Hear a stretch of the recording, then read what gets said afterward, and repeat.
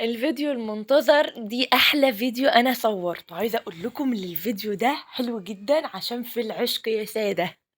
يا صباح الخير، يا صباح الرضا، يا صباح التفاؤل على احلى اخواتي اللي مشرفيني ومنوريني دايما في القناه، في بيت المتواضع. انا من غيركم ولا اي حاجه. يديم الحب والمحبه دايما ما بينكم. الله يصلح حالكم جميعا ويرزقكم من حيث لا تدري ولا تحتسبوا. اللهم امين يا رب العالمين.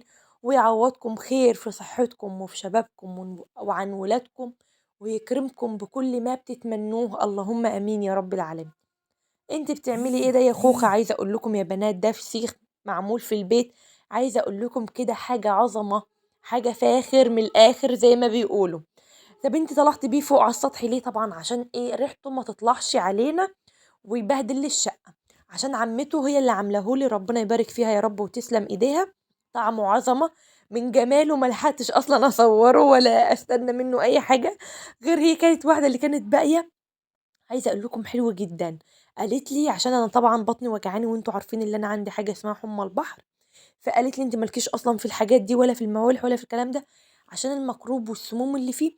دخلي ايه الفريزر بيتي يوم كده او حاجه. عايزه اقول لكم اللي هو غاب في الفريزر حوالي 10 ايام او اكتر كمان. كل يوم هقول هاكله النهارده، هاكله بكره، على رغم انا من عشاق الفسيخ كده زي ما بيقولوا. اللي ازاي اصلا انا اغيب عليه كده؟ شايفين الجمال؟ شايفين لونه الوردي الحلو؟ شايفين البطرخه؟ يا حستي على اللزلزه يا ولاد. عايزه اقول لكم كان طعمه يهبل، والله العظيم طعمه يهبل. ده بعد ما عينته في الفريزر وطلعته، بعد ما كنا واتغدينا بقى وظبطنا الدنيا.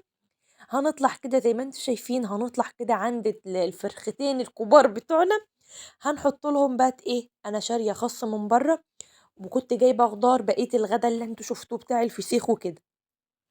خدت كده بقى ايه الصينيه بتاعتي وكيسه العيش، وقلت هطلع فوق احط الخضار بتاعي واكنس لهم الاوضه واعلفهم واظبطهم، ونشوف ايه هنعمل ايه كده النهارده مع بعض.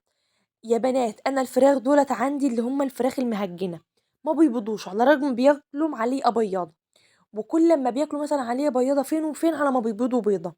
فانا هشور عليكم بحاجه، اذبحهم ولا اخليهم وهم هيبيضوا يعني مع الايام؟ عشان انا كنت باكلهم عيش الاول بامانه. يعني هم كانوا الاول بيبيضوا، مراجعه الدنيا اذا زنقت معايا شويه من المصاريف، فكنت باكل عيش.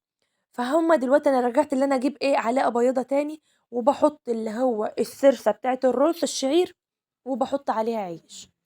فلو انتم شايفين اللي هم مثلا هيرجعوا يبيضوا تاني عرفوني، قولي لي خليهم، او اللي عنده تحصينه عنده اكل معين يكتب لي برضه في التعليقات اجيب ايه وكده. فشوروا نشور كده على بعض، اذبحهم ولا اخليهم؟ طبعا هو من ضمنهم فرختين شامورت اللي هم يعني بيضين مره او اتنين ولا حاجه، اللي هي البيضه والسمره. دي السمره دي، وفي كمان واحده بيضه خالص، دولت حمات ربنا يبارك فيها يا رب ويديها الصحة، هي اللي كانت مديهم لي. التلاتة التانيين دول اللي هم بلدي مهجن، دولت بلدي، يعني اللي هو البلد الصافي دول. فقولوا لي البلد المهجن ده هيرجع يبيض تاني ولا لا؟ هنا بقى بعد ما كنست الأوضة بقى ونضفتها، قلت بقى اقعد كده ايه بمزاج حلو كده، ننضف بقى ايه، نخرط الخس اللي احنا شارينه. ده بيبقى خس للطيور يا بنات، بيبقى قلبه من جوه يعني مش حلو، يعني ما ينفعش للأكل نهائي. فهي هنا شوف انا كنت هنا بزعق مع احمد، بيقول لي اقفلوا الباب اقفلوا الباب، بقول له انت اللي تقفل الباب، كان بيملى له ميه من تحت وكده.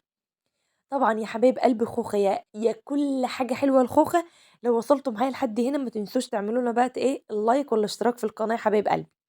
زي ما انتم شايفين كده، ما عدتش بطول الفيديوهات عليكم، وبقيت بخليها فيديوهات صغيره زي ما انتم طلبتوا مني. يعني اللي انتم بتقولوا لي عليه انا بعمله اهو.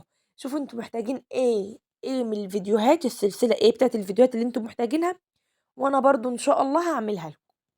هنا زي ما انتم شايفين كده هما بيحبوا الخضار جدا، وعلى رغم وانا بشتريهم كانت في واحده عايزه تاخد الخس ده، فقلت لها انا هاخدهم، هي شايفه ضيق عليهم فبتاخدهم من ايدي، قلت لها لا انا هاخدهم. قالت لي ما تحطيش للفراخ خضار عشان ايه؟ بيربي ديدان. هل الكلام ده صح ولا غلط؟ هي فعلا بتقول الكلام ده صح، ولا بتقول لي كده عشان تاخد ربطتين الخس دول؟ انا ما اعرفش. قلت لها انا باكلهم قبل كده ومفيش حاجه بتحصل. فانتوا فعلا قولوا لي الخضار للفراخ، شايفين اول ما حطيت الخضار ما شاء الله بينكشوا كده وبيحركوا فيهم، عايزين ايه؟ ياكلوا على طول. وهنا بقى اقوم عامله في الطبق الكبير ده عيش بسرسه بميه، وطبق التاني بقوم حاطه فيه ايه دشيش لا اما عليه ابيض. ما بحطش الكميه كده على بعضها، يعني مرة دشيش ومرة علاقة بيضة مرة كده، فاهمين؟ يعني اللي بيخلص باحطه له. وهنا طبعًا ده العيش اللي باقي معايا باقوم إيه، منشفاه كده زي ما أنتم شايفين. أنا فرد واحد، البطاقة بتاعتي فرد يا بنات، فأنا باخد اللي أنا باخده اللي يكفيني خلال الشهر.